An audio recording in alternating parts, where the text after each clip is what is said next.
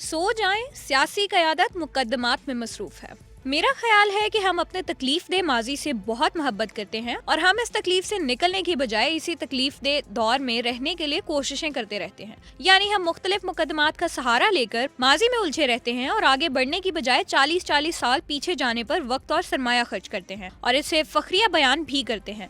माजी की तकलीफ दे वाक़यात में घूमते रहते हैं। जितना वक्त हम माजी को कुरेदने में लगाते हैं उसका कुछ वक्त भी मुस्तकबिल को बेहतर बनाने पर लगाएं तो मुमकिन है कि किसी का भला हो जाए, लेकिन शायद मुस्तकबिल करीब में ऐसा मुमकिन नहीं है। अखबारात पढ़ें, टेलीविजन चैनल्स देखें, डिजिटल मीडिया पर नजर दौड़ाएं तो यूं महसूस होता है कि कौम के पास बहुत वक्त है। सियासतदान हर मामले में भागे भागे अदालत जाते हैं, पुराने केसेस ढूंढ लाते हैं अपने सियासी मफादात हासिल करने के लिए या अपने आप को बचाने के लिए या फिर किसी भी अहम काम में रुकावट और तातुल के लिए दरखास्तों का सिलसिला शुरू करते हैं। हालांकि बहुत से काम ऐसे हैं जिन्हें सियासी क़यादत को गुफ्तगू के जरिए ठीक करना चाहिए। उलझे हुए मामलात को सुलझाने के लिए तहम्मुल और बर्दाश्त से काम लेना चाहिए, हारने का हौसला रखना चाहिए, सियासी हरीफों की हौसला अफजाई करनी चाहिए। लेकिन ये सब करने की बजाय सियासी क़यादत अपने मसाइल में उलझी नजर आती है। सियासतदान अदालती निज़ाम पर सवाल तो उठाते हैं, लेकिन ये नहीं देखते कि वो अदालतों के साथ कर क्या रहे हैं। कोई काम होने लगता है तो अदालत पहुँच जाते हैं, कोई काम रुकवाना हो तो अदालत का रास्ता इख्तियार करते हैं। इन दिनों भी देखें तो सुप्रीम कोर्ट में जितने केसेस सियासी मामलात के हवाले से नजर आते हैं, क्या ये इस मुल्क के लगभग 25 करोड़ आवाम की बदकिस्मती नहीं?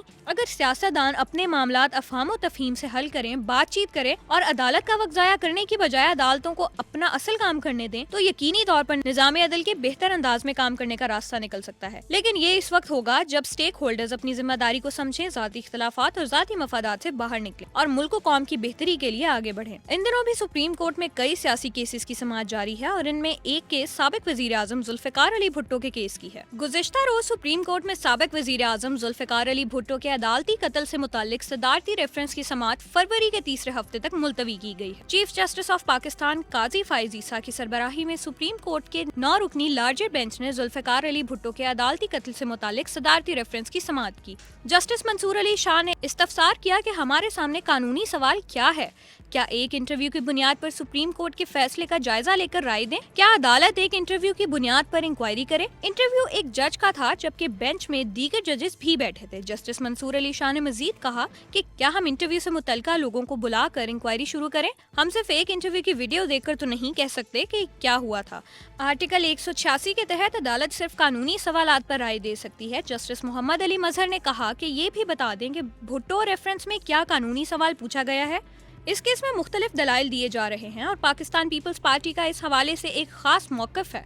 लेकिन सवाल ये पैदा होता है कि अगर माजी के मामलात को हमने इस अंदाज में तवज्जो देनी है तो फिर ये बताएं कि मुख्तलिफ वक्तों में मुख्तलिफ हुक्मरानों के गलत फैसलों से मुल्क व कौम को पहुँचने वाले नुकसान का फैसला कौन करेगा? इसका तयन कौन करेगा कि मुल्क में हुक्मरानों के किन फैसलों ने मुल्क को नुकसान पहुँचाया और आज पाकिस्तान का बच्चा बच्चा मकरूज है। हर पैदा होने वाला बच्चा कर्ज का बोझ लेकर दुनिया में आता है। पाकिस्तान का हर दूसरा शहरी जिंदगी के बुनियादी सहूलियात से महरूम है। शहरियों के लिए तालीम और सेहत की सहूलियात यकसान नहीं है। लोगों के पास जिंदगी की बुनियादी जरूरियात की शदीद किल्लत है। रहने को घर नहीं, पीने को पानी नहीं, जानो माल महफूज नहीं, आमदन कम और इखराजात ज्यादा हैं। इसका फैसला कौन करेगा? क्या आज पाकिस्तान के शहरियों को इस हालत तक पहुंचाने वाला कौन है? क्या इसका तयन जरूरी नहीं? अगर ताकत का सरचश्मा अवाम और वोट की ताकत आम आदमी के पास है तो फिर इसको इज्जत नफ्स को मजरूह करने वाले और जिंदगी की आसाइशों से महरूम करने वाले हुक्मरानों के खिलाफ अदालत कौन जाएगा? क्या कोई सियासी जमात ये जुर्रत कर सकती है? आज भी अखबारात देखें, कानूनी और आईनी मुकदमात ही सबसे नुमायां हैं। क्या कभी किसी ने सोचा है कि ऐसे हालात की वजह से मुल्क के माशी हालात कितनी बुरी तरह मुतासर होते हैं? स्टॉक एक्सचेंज पर कितना बुरा असर पड़ता है? अदम इस्तेहकाम और गैर यकीनी की कैफियत में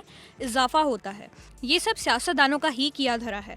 ये ना तो खुद कुछ करते हैं और ना ही किसी को कुछ करने देते हैं। क्योंकि आइन में कुछ ना कुछ चीजें जरूर मौजूद हैं जिन्हें बुनियाद बनाकर सियासी क़यादत पाकिस्तान का वक्त और सरमाया जाया करने का सामान करती है। ये हालात निहायत अफसोसनाक है। दुनिया चांद पर पहुंच रही है और हम आज भी यानी 2024 के आगाज में भी इसी बहस में उलझे हुए हैं कि कौन अहल है और कौन नाअहल। कभी एक नाअहल होता है तो कभी दूसरा नाअहल होता है।